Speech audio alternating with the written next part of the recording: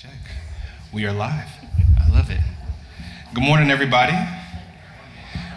We are here to kick off the final day of the Partner Summit. Thank you all again for being here. Today we are going to be jumping into the topics of just general adoption tracks and some tips, tricks, strategies for driving adoption within your organizations. Also, ways to address engagement and adoption with your customers as well. Of course, we have some amazing partners up here to share their journeys with you. For introductions, I am Nick Miller. I'm a partnership manager at AgVend. I've been here for a little over 3 years and have several partners from across the country that I'm working with. And my name is Laura Garvin. I am a partnership manager also.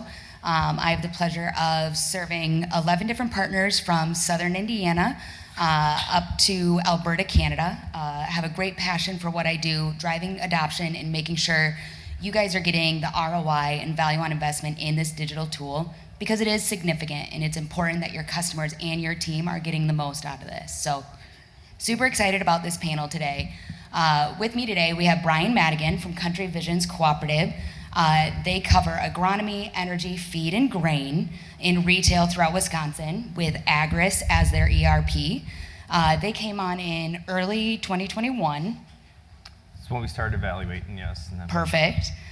They have 141 internal users with over 6,250 active client profiles, which is 60% customer activation in their first 6 months of their active customer base. Brian's role is the Vice President of Agronomy, and he's been a great driver on his team. I'm super happy to have him on this panel because they've worked through various digital tools, as most of you have, and he's invested his own time as well as his team's time to make sure that Country Visions Connect is as successful as it is today. Their team has been a real great powerhouse driver behind data cleanliness, process improvement, making those changes, and really hitting the ground running after a little longer than typical onboarding period with their new integration. So thanks, Brian, for being on our panel. Glad to be here. I'd like to apologize to whoever was in the fourth heat last night for the races and they put you in the wall. It wasn't intentional, but I didn't see you on my right side. Next, I'll be introducing Taylor Buck from Ag Partners. They are based in Minnesota. Their operation includes agronomy, grain, and energy. And Taylor has been instrumental from the onboarding process on through implementation. He also serves as the digital lead for Ag Partners Minnesota. They came on, or essentially I should say they launched in October of 2023, their initial launch. And since then, Taylor has been instrumental in driving goal setting processes, driving adoption strategy, and really the one-on-one interactions that go on internally outside of our standard meeting cadence to push adoption. So Taylor is here because of his kind of very hands-on approach to engaging with his team to make sure that they are getting the internal adoption they strive for, and definitely look forward to seeing what he's going to share with you all today. Thanks, Nick. I don't have anything to add to that, I guess. So, other than we do feed as well. So, Love that. Can't forget about feed. nope. As everybody in feed kind of cringes at me. Our final panelist is Bryce Roberts from Ag Valley Cooperative. They do agronomy, grain, energy, feed throughout Nebraska with 14 locations with Agris as their ERP also. They also came on board in 2021. They have 59 internal users and a 42% customer activation rate. Bryce's role is grain origination and merchandising, also a key player on their team in making their portal, again, super successful very early on. He was highly dedicated during onboarding to ensure that the customer experience was highly prioritized, as well as the team utilization in that. His desire to really own the whole acre and become, their cooperative believes, one Ag Valley, and really get after it as a holistic approach is something that I think the opinions and views he's going to bring this morning is going to be fantastic. So thanks, Bryce, for being up here. Thanks, appreciate it.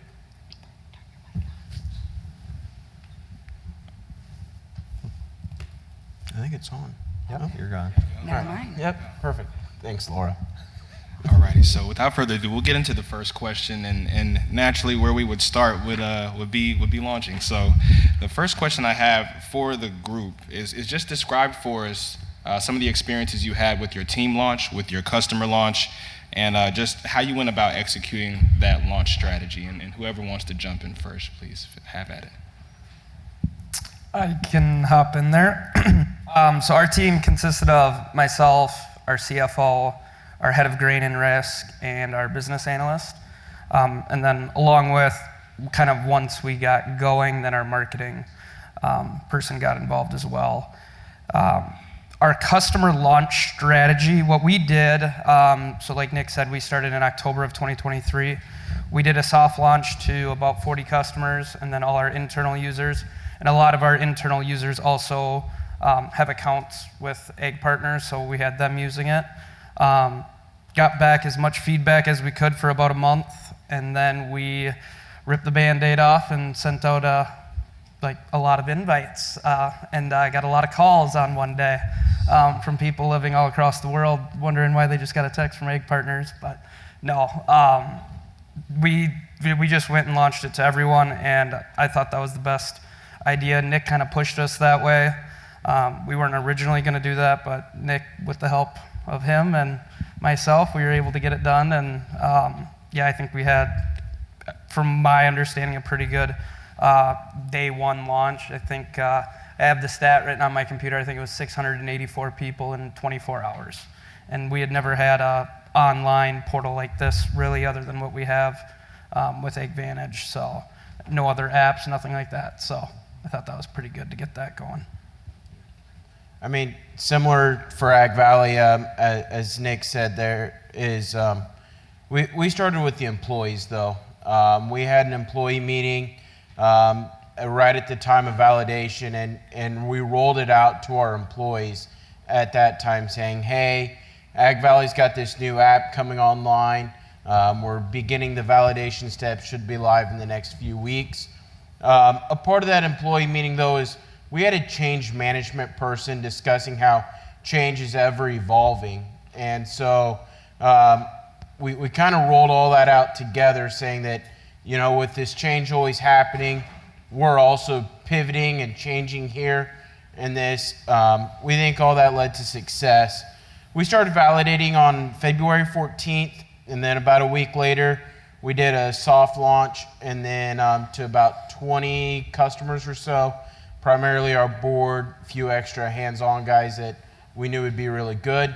And then we rolled it straight out in the first part of March and let it rip. Like Taylor said, we just ripped the Band-Aid off, said, here you go.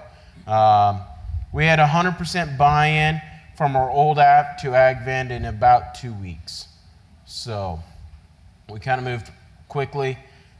Today I looked, I think we're about like 985 active users now. So You were using My Grower at the time as well? we were actually bushel. You were bushel prior. Yep. Okay. So we were using My Grower from Agris for our customer portal. They could see their patronage stuff, they could see their invoice, their statements, but they could make an online payment, but it was just not very intuitive. I mean, they could not click to see the detail they wanted on their statements unless we typed it in. It was on there in a PDF, right? So we knew we wanted to advance that. So had the CEO, CFO, grain and energy all involved in this. I had been pushing for about 3 years to make a change, but they're very conservative, but we knew we wanted to have our data clean. We knew going into it, if we didn't have clean data, and when the customers went into the first time, but they found mistakes, they were maybe going to give us 2 times to go back to it before they give it up. So we made sure our data was clean, because our prior experience with other ERPs and different issues that if you're missing data, they just question anything you do right there. So we want to make sure that was clean. Second thing we really made sure of was we had all of our sales team make sure their customers' cell numbers and emails were accurate, and we pushed hard to get that cleaned up before we ever pushed. Once we were there, we felt satisfied with what we had. We started the training. We released it in September, so it took us over a year to get everything squared away. Kept finding issues, and we make sure of it. But the number one thing that we had is we put our information system manager, Pam Poggle, in charge of this whole thing. I mean, she takes care of our Agris portal, knowing what's going on in there, and she drove this because she knew the value of the reports we could get, the value of the information, and having that point person that could help make the connections in the background was huge. That really made sure that everybody was on the same page, and it pushed it along. Yeah, I think Pam did a fantastic job, and it sounds like all of you guys had really clear people in the right roles. Is that fair? How did you guys find those people within your organization? I didn't find anyone. I was selected, so I can't really answer that. You were voluntold. Yeah, I was voluntold, is right, yep. But we just tried to put pieces together pretty much of each, with our grain, head of risk, CFO. Really, we probably should have had an agronomy manager really be involved early on too. That was probably one thing we should have done. But yes, I didn't. That was kind of how we selected our team, I think. So with that, we've talked about the people, the data. Let's talk a little bit about goals. Obviously, that's something we do with implementation as your partnership managers. One of my favorite meetings, all my partners know that. But how do you three view your goals, set them, and execute them throughout your organization? What strategies have you put into place to make sure that those goals are something you're building off of to drive that adoption towards that ROI and value on investment? I'll start. We have an expectation that we set for all our agronomists that they got to make 2 to 3 sales calls every day with notes, with information on there. And so the notes aspect of getting in there, it really helped to drive, we just set that expectation. And I expect my location managers and regional sales managers to make sure that they are looking at those notes to give feedback instantly. I mean, when we're seeing orders just in the last 2 weeks here, I mean, as we had the tariff scare come on and off again, I mean, we had $2 million in prepay come in a few days there, and it was just like thought we were just about done for the year, else you get another surge. But you could see the orders and you could see the volumes coming in on it. The visibility for everybody to see everybody else's notes and information, though, for years, what did we all talk about? Different divisions. You wanted to make sure everybody was on the same page and you're talking together. Well, you can't have enough meetings. I mean, you're constantly having meetings getting there. At least now there's a note source for everybody to see across all divisions what's going on at a farm. If there's a complaint call, they're going there as a feed salesman. They're going to know before they get there that the agronomy screwed it up, right? There's just different things like that. At least going into there, you're not blindsided. And that has been a real driver because now we're seeing issues they're maybe having on different feed or different fuel, things going on before we get there, and it helps address issues or bring it back to them and share that information. That's been a huge help. So you said setting the expectation were your first words. What did you do after you set the expectation? Oh, we just ran a report and we could show everybody how many calls they made during evaluations. I mean, it was on there. We knew how many notes they had put in per customer. So it's not just the expectation, but following up with the accountability. Yeah.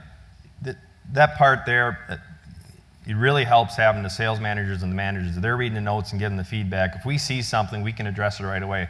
I mean, pricing issues, performance issues and stuff like that, we can immediately see it. We can see if a salesman's struggling understanding a program, that they're not quoting it right, so we can get that back to them right away. Instead of waiting, I mean, before you get the orders in, they go into a binder, they go into there, you see things, but you didn't see the detail on it.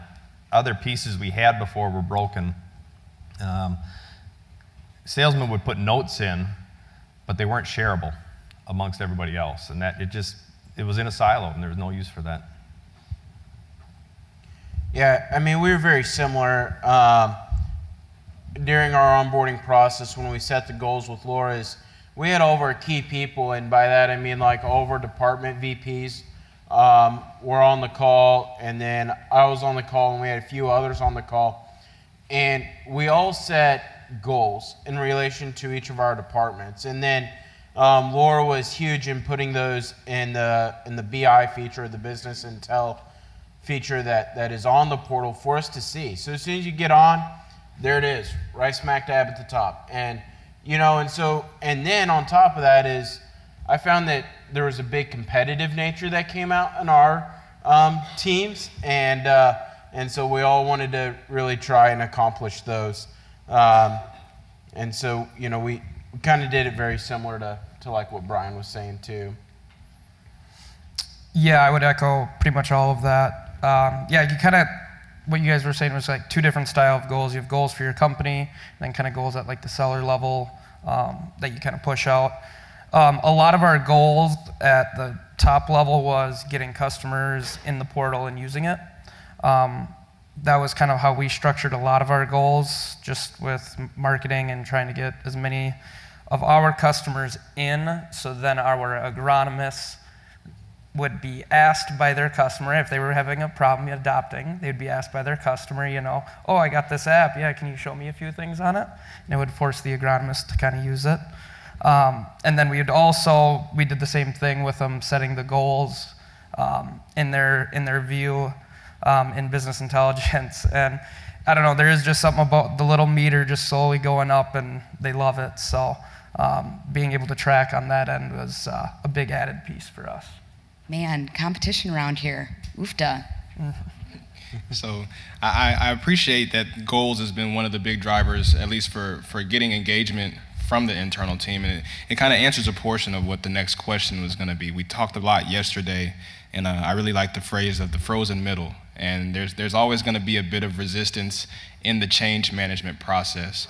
But in particular, kind of across the board for you all, what were some of the challenges you faced with getting people engaged, and even beyond those challenges, what were some of the things you put in place to actually drive that internal adoption and kind of secure making sure people were making use of the tools? For our internal adoption, using the BI goals was one thing. And what we kind of did maybe a little differently than most is we set everyone who uses the portal as an admin level status. Then that way they can create their own BI reports, and then they have access to all the clients. But that's how in AgVantage it's set up for our sellers. They have access to all their clients everyone's clients. So we gave them access to that, so then they could create their own reports, because they didn't have that option before. Now, does everyone use it, and does everyone use the portal? No, but it was a value add to get our internal team adopting it right away. We also use the inbox function, probably a little different as well. With our inbox, for all our seller sheets, so like any financing information, any programs, rebates, stuff like that, we share that in the inbox folders with our sellers. And that was huge right away, because they would ask, we used to have like a Lessonly or something that we used to store this information. We were able to get rid of that, put it in the inbox folders, and then when they would call and ask for this information, you could just tell them to pull it up on their phone, go to the app, go to the app, go to the app. So that was two really big drivers for our internal adoption. Yeah, very, very similar to that is our agronomy VP. He used to send out emails of price sheets and stuff, however often he was doing that. He quit. He put that right in the inbox feature, just like Taylor was mentioning. So that drove internal adoption from there. On the grain side, I look at a lot of the bushels from last year compared to bushels this year. So that drove some adoption there internally. And then we just started moving things over right away. I do a daily email update in terms of markets that now goes out through the portal. I used to do harvest hours. That all goes through the portal. We really just took everything and we just moved it right over, and kind of threw everybody right into the fire there and just started making them use it. And once they figured out how to use it, it was easy peasy after that. So prior to this, we were using Dropbox to share a lot of information amongst all the location stuff. We would, exact same thing, we went right to the file folders, put the notes in there, put our price sheets. That has been a nice asset to add.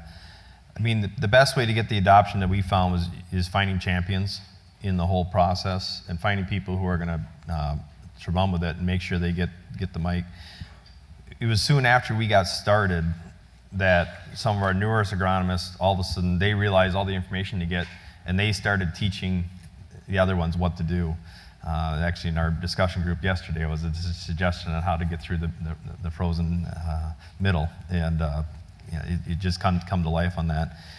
Just making sure we have that information out there. We made sure we had some specific trainings, though, getting their hands on, getting the information to them that they went through it, and it makes sure you answer their questions as far as when they have those barriers they're running into, get them the answers right away, because generally it's simple things that you're missing that you're not addressing. So make sure you get to those people and address it one-on-one. But it was so intuitive, it really didn't matter. Our customers drove it, though. Once we turned it loose, they were pushing it. I mean, our introductory group was merely like 4 farmers and our board of directors. And once they got it in their hand, we started during a board meeting, getting it to them also, like, oh, we can see this, and my grain tickets are on here, and they were just going. And once they got going, that was it. They didn't have to do any mailings.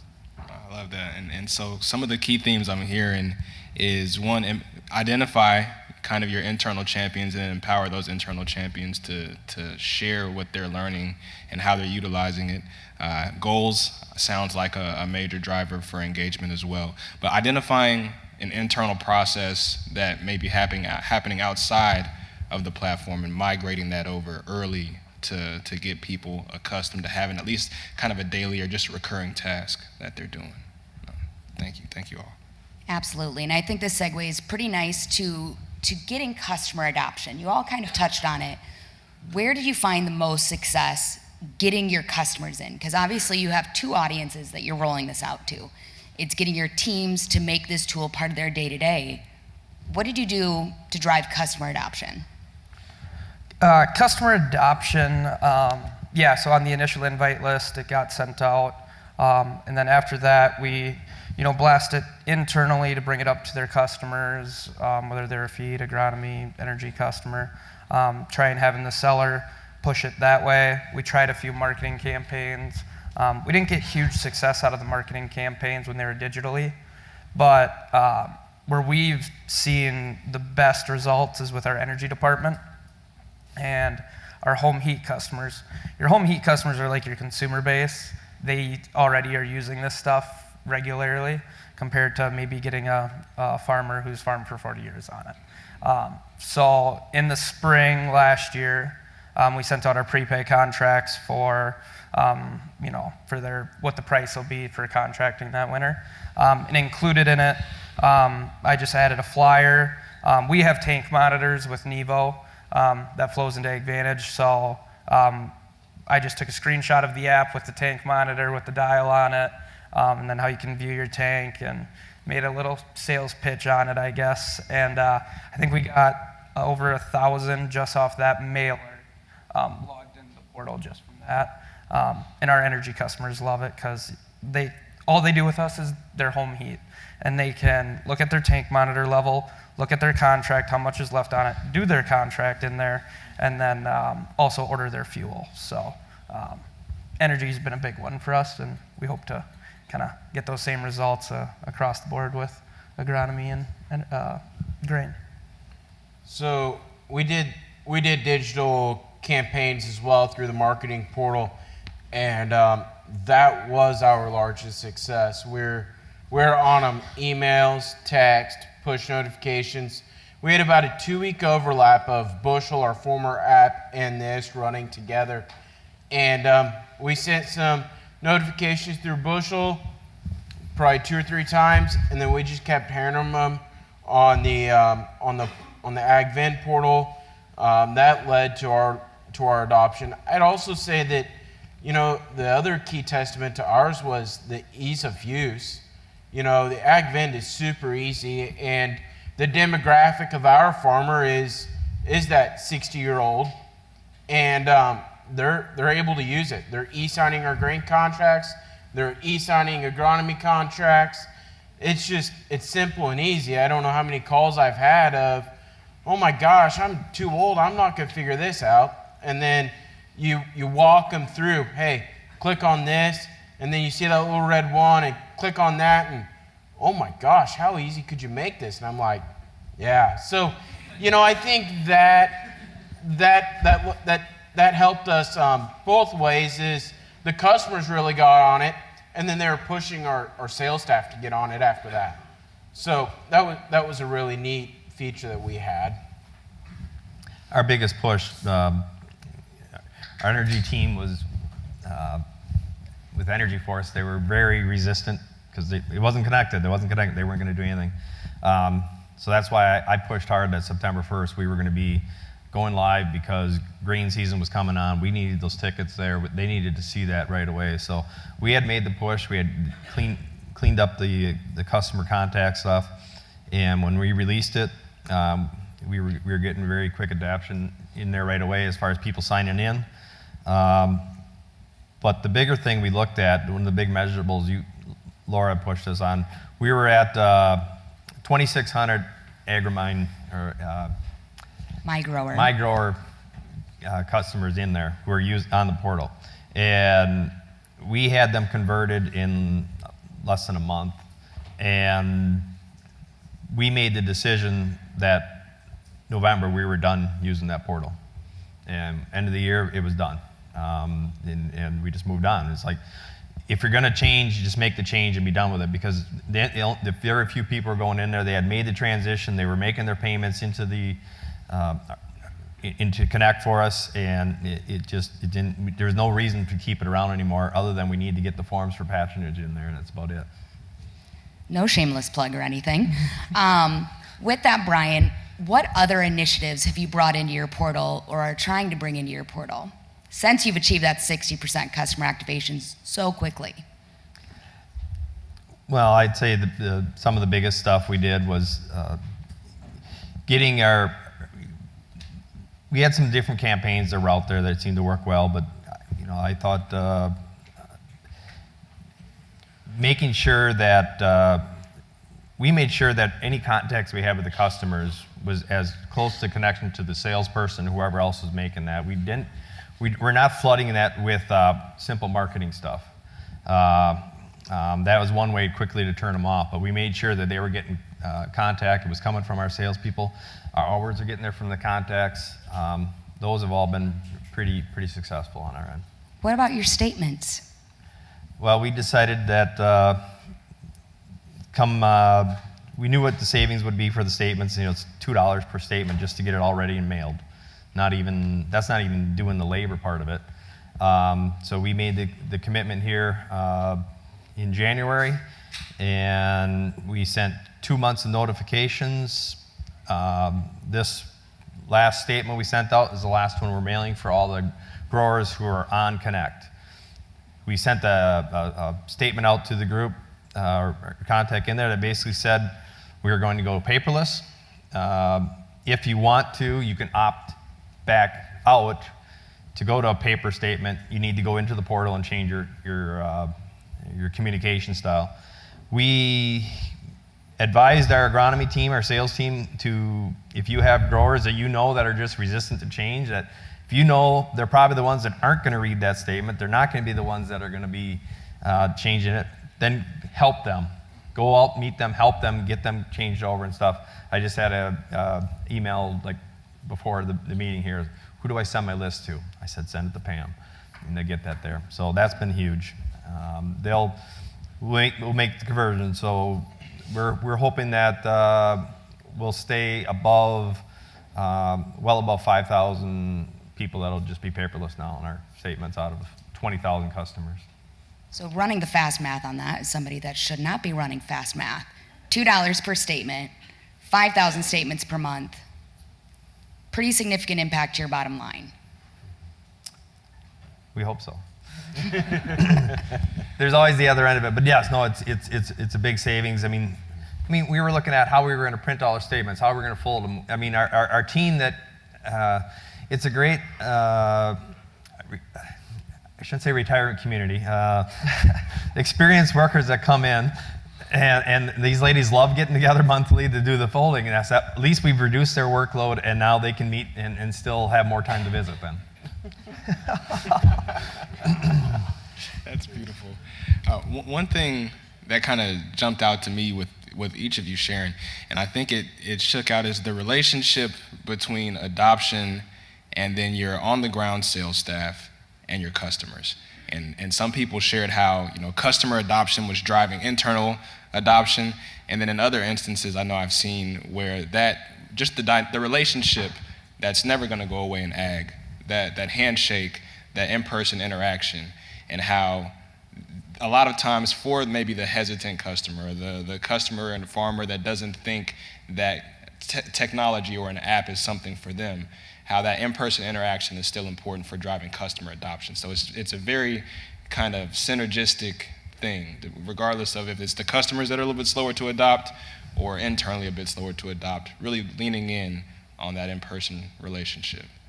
And I think Laura kicked it off on the next question, but just ROI opportunities, a big part of making the investment, the time, the change, dealing with maybe some resistance internally. What are we doing it for, right? We want to see impact to your organization, time savings, cost savings, increasing revenues for you all. And I want to zero in really on the early stage of your adoption journey and launch. Kind of in like the first 6 months, what were some of the immediate returns that you were seeing, whether it was financial or operational efficiencies? Yeah, so we, kind of like I had mentioned a little bit earlier, we had like Lessonly was a platform that our agronomy team used for sharing information. We were able to cancel that right away and just switch to the inbox function. We also had, can't remember if it was Constant Contact or MailChimp we got rid of due to using the marketing feature in AgVend. And we actually use our internal communications. We do it through AgVend's marketing platform as well.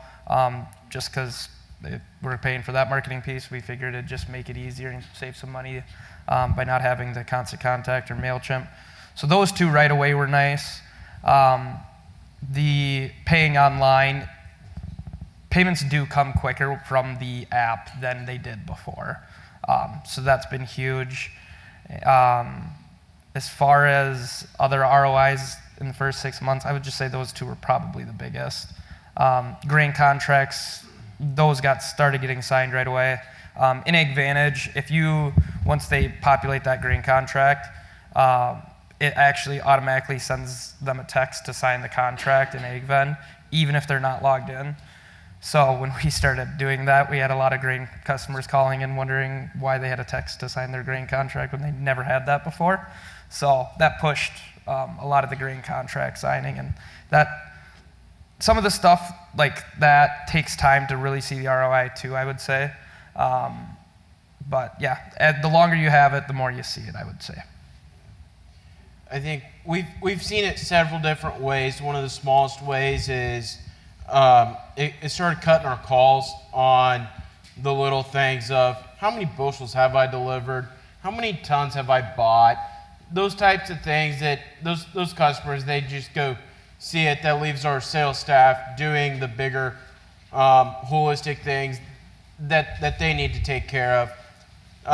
The money savings for us has been huge. We're getting payments a lot quicker. In our first 6 months, we think we saved about $7,000 in interest as we accepted almost $2 million off our statements in the first 6 months of the portal. And that was huge for us. I also say the marketing feature alone has gained us a lot.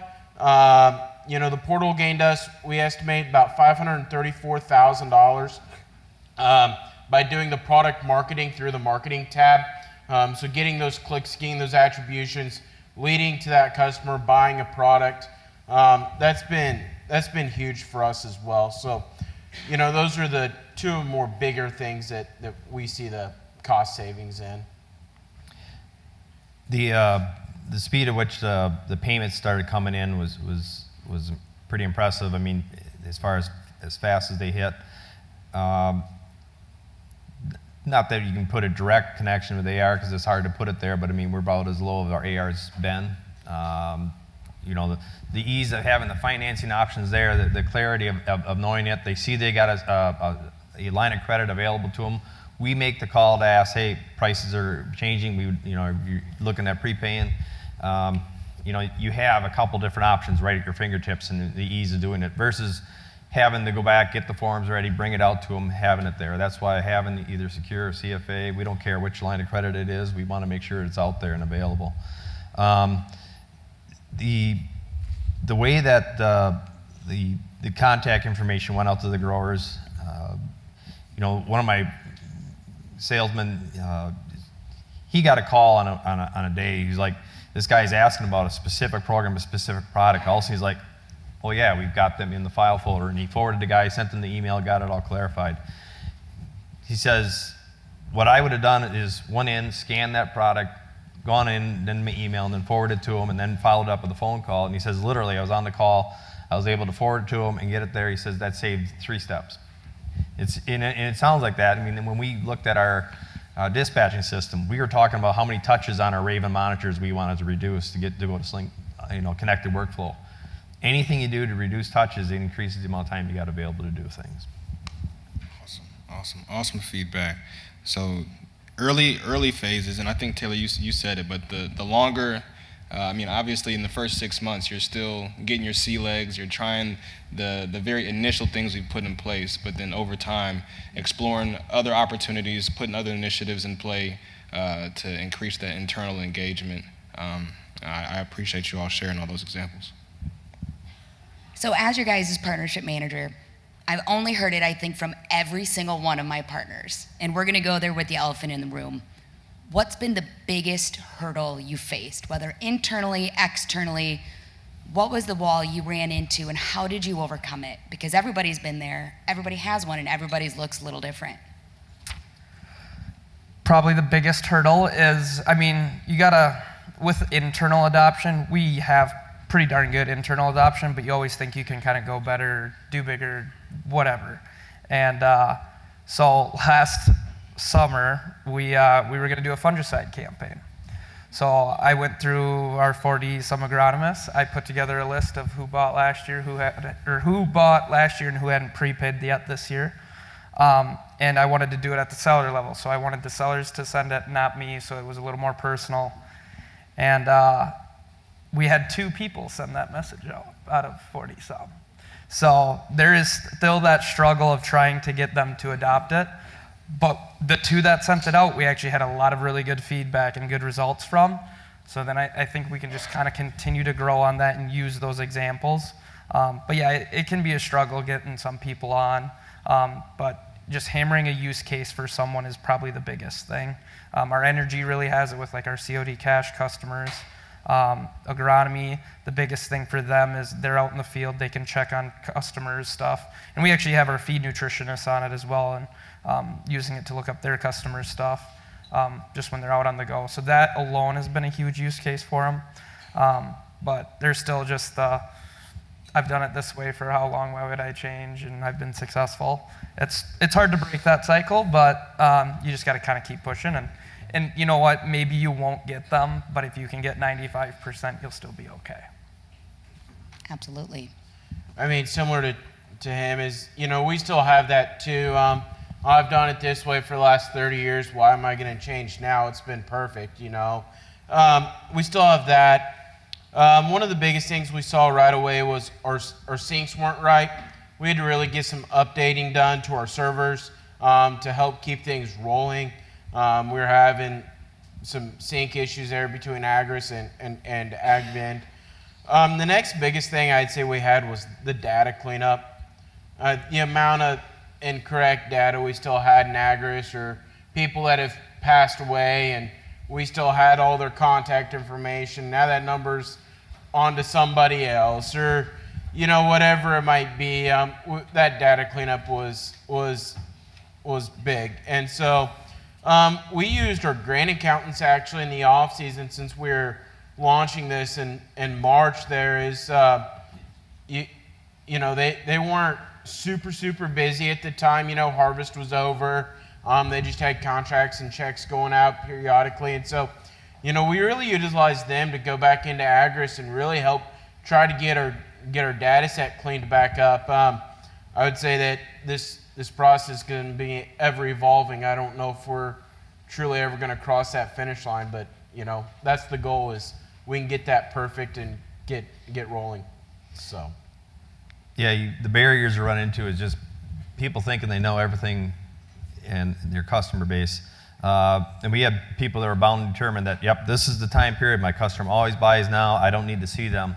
And we sent out a prepay deadline data, some stuff, and these guys were getting calls, hey, get out here, I want to give you a check.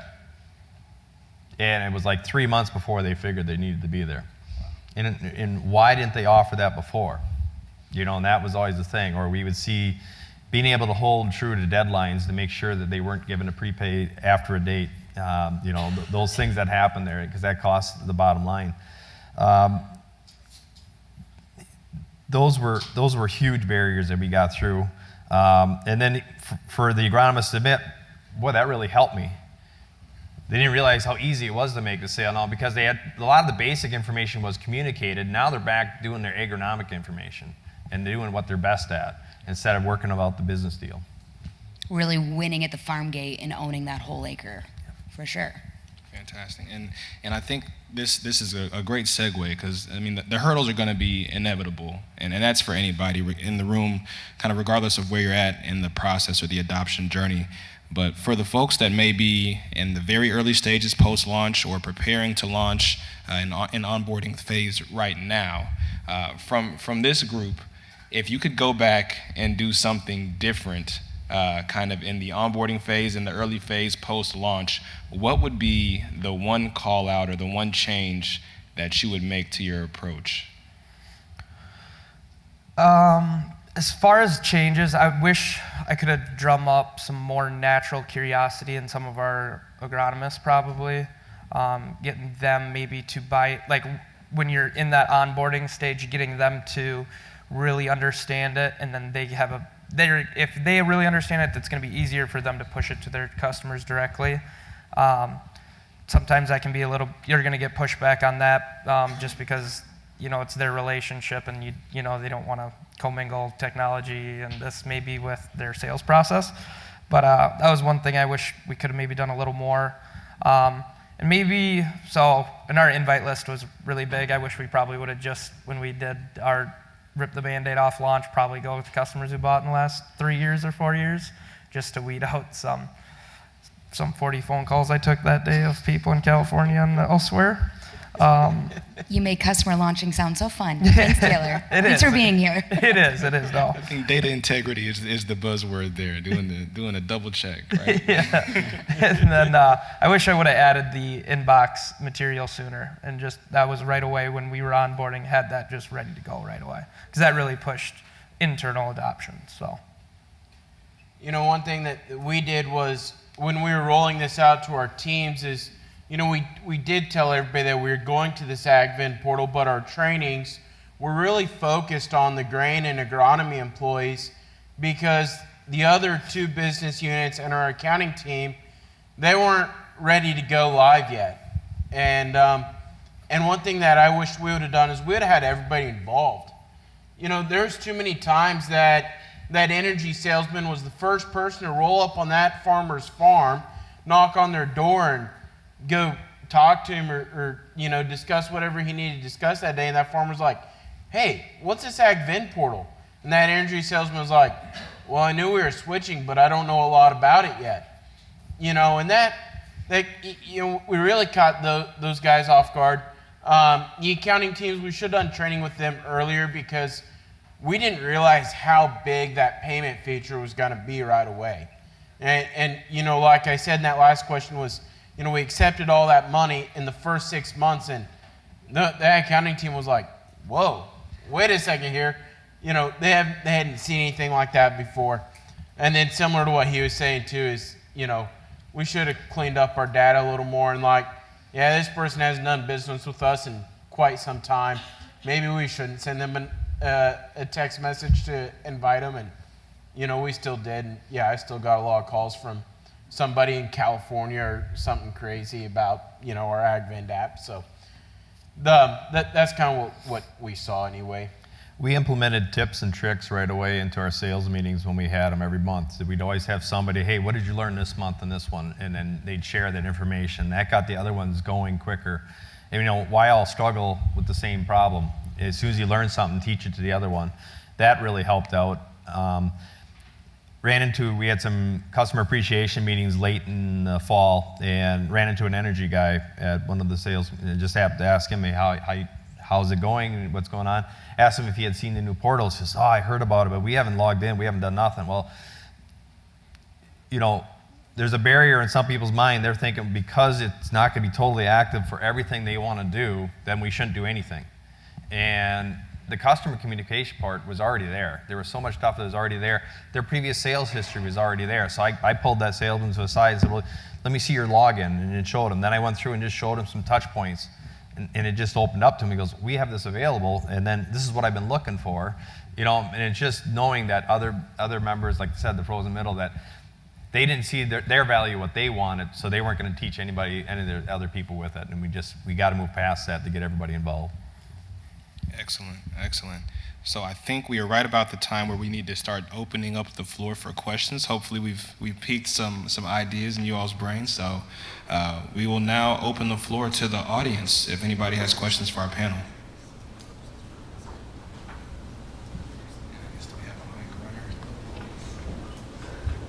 I'll go ahead, Haley. So I guess this question is probably for Brian with the paperless statements. As far as that process, and I know we were kind of in that boat with e-signed contracts, paperless statements, what does that SOP process look like for your internal team as far as the people that have, you know, they're the ones stuffing the statements? Has your ERP helped with that in terms of like an internal flag not to print those statements? So they're not getting mailed? Like, what does that look like? Yeah, so we're going to do a mass export on the portal as far as we've got that on there, as far as getting them all changed, and then we go into our ERP and we can make individual adoptions. So by doing the initial one right away, and then we can get the report that states we have them tagged in there that they're going to be paperless under statements, and then we'll have to individually adapt them after that. But we got the mass one changed right away. It's somebody called Pam. Pam is really what's going to make this work for them. And I wish every partner could have a Pam, and I think most of you do, to find that way to get the integration into place and make it work. Yeah. Laura regrets I'm the one here. She wanted Pam here. No. Maybe. I wanted to send her here too. And I think we did see another hand in the audience, maybe towards the right side.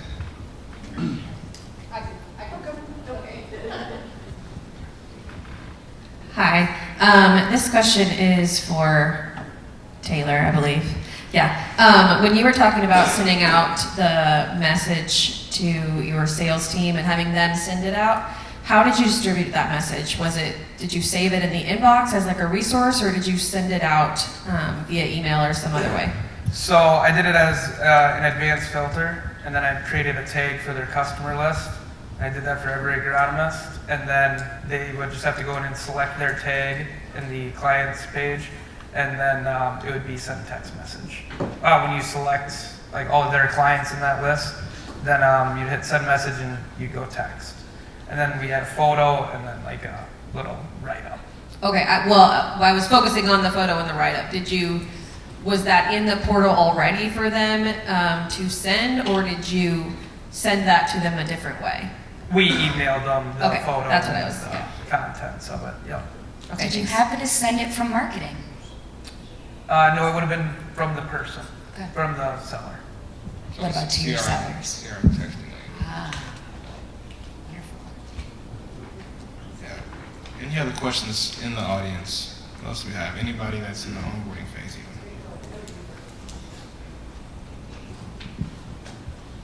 So I think all three of you mentioned the speed at which you started receiving payments online. And you guys may have mentioned it, I didn't catch it, but for all three of you, did you have online payments available before? And if you did, what type of percentage increase did you see in getting, you know, twice the amount, 3 times the amount of payments when you guys switched to AgVend? I know the speed at which it adapted and came in. I mean, I'd have to look at the stats. I haven't looked at it. Our ERs are down, but I would say we more than doubled. The biggest ones who've gotten into it is our propane customers. So, you know, we've only got 6,000 agronomy, but we got, with all our customers, there's 20-some thousand total. So most of it's energy customers. Northern Wisconsin, you have a lot of cabins, and propane is huge, so it's good. And they like the convenience. Those people, it is transaction. It is only a couple times a year you got to talk to them. You got to send them a contract. You got to make the payment when it's filled. We never did have payments with our prior app experience prior to AgVend, and so when we saw that take off, that was really astonishing to us because, you know, we had never had that, and so all that was brand new, and all that interest savings we had was really nothing. We didn't even have to work for it. It just came because everybody was paying online. Yeah, we just had eAgVantage, is like AgVantage's little online portal. So you could pay and do some similar stuff that you do in the app as well on there. We just didn't have the adoption of eAgVantage like we have at the portal. So eAgVantage is like a batching system. We probably averaged during the month 8 payments a day, 6 to 8 payments a day, and then at the end of the month, yeah, you'd hit like 20 or so. But now it's down to like 1 or 2 payments a day, and then a couple at the end of the month. And then, but with AgVend, I mean, we get way more. I mean, probably 3 times as much during the week and early and stuff like that. So. This question's for all you guys. When you think about training, and Melissa, we were in that breakout yesterday talking about this a bit. How much training did you have to do for your internal folks to get them ready for pulling off the Band-Aid? So with AgVend, we did a Zoom kind of a training right away. And then after that, we had a sales meeting in November. I went and spoke at it for like an hour and showed everyone the portal, and that was kind of like the breaking ground on it, showing them what it all could do. And then we had a couple more Zoom meetings. And then after that, it was kind of just, you kind of give them all that information, and for me, it was more hands-on, one-on-one, showing them stuff. Hopefully they would ask a question and would get drum up, and then I could help them with it. So that was kind of probably the gist of it, though, for our training. I'd say the same. I mean, Laura got on a Zoom with us, probably an hour or 2 long Zoom, and she just really showed it to us. Left plenty of time at the end for questions and answers, and you know, things to take back and work through. And then no doubt there's still a few of us who had to go out and do some one-on-one trainings on location with different folks, but primarily everything was on the Zoom with Laura right there, and that drove a lot of ours. Knowing that we were going to be September 1st launch, we were hard fast that August we actually gave them the assignment of their videos that they have assigned. I mean, the videos were specific by department, by location, what they had to go to. It showed them the touch points. We followed up with sales meetings of showing them what they had. We made sure they had their passwords and they could log in. The salespeople all had access 2 weeks prior to the customers, so they could start seeing the stuff and answer the questions. So we tried to play what they would have for that scenario, and by making assignments like that, it gave them at least the touch points. We said, well, you can fight it, or you can just look embarrassed when your customer calls you to ask about this. That's fine the way to do it. So kind of along those lines, what is your approach to training new employees as employee onboarding happens after the initial launch? So I understand that we all took an approach to training our employees before launch, but how do we continue making sure that same level of training is there for new employees as this transition continues? That is a fantastic question. I'm so excited to hear your guys' answers. I have a one-on-one with them. I sit down with them, have a meeting, and we go through it all.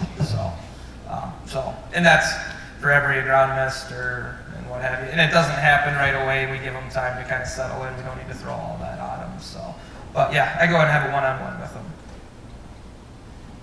For us, we do your first week. You have what we call employee orientation, and so on that first day, you go through that. We'll do a one-on-one session with them then. Not a big crash course, but like a simple overview.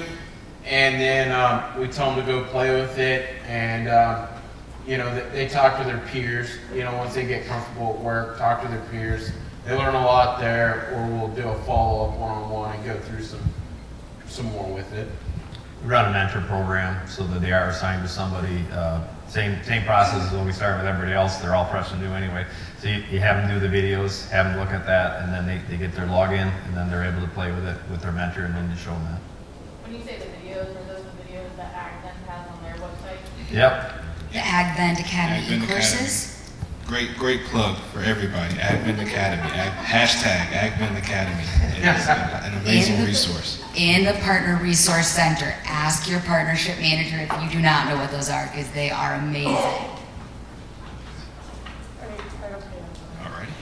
Brian, you talked about having clean data from the start. Did that delay your launch? Yeah, I mean, it was a matter of making sure that the units and measures, everything was right. We wanted to make sure our salesmen's sales numbers were accurate, because if they weren't going to trust it. If you're gonna hold them accountable for something, you want to make sure it's measurable accurately.